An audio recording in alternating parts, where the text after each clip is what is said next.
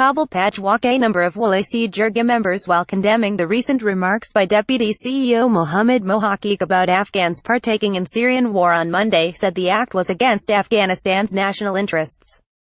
According to reports, second Deputy CEO Mohaqiq praised Gen.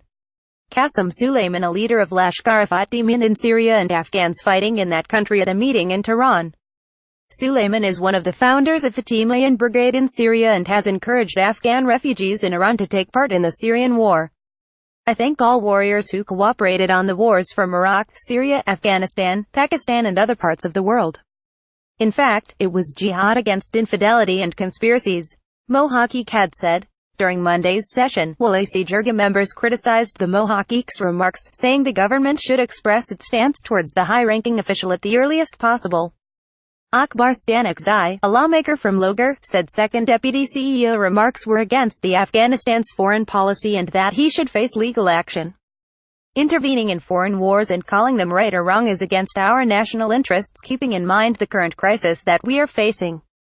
Such remarks leave significant impact on continuation of war," he said. Mohaqiq's remarks would yield negative results, adding foreign wars must not be dragged into Afghanistan and also Afghan youth shouldn't be misused. Salah Muhammad Salah, a legislator from Eastern Kuna, called Mohaqiq's talks contrary to the country interests and said in the current situation the move was like pouring water into the enemy's watermill.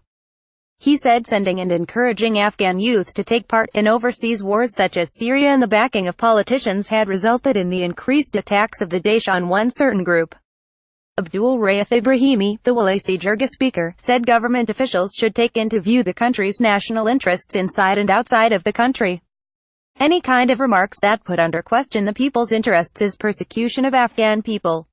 These remarks come in the absence of having a foreign policy," said Ibrahimi, adding the government should send a foreign policy draft law to the lower house for approval, but the government had fallen short in this regard.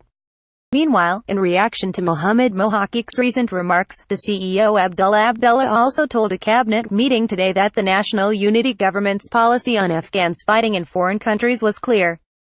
"We don't support Afghans fighting in any corner of the world, SNS.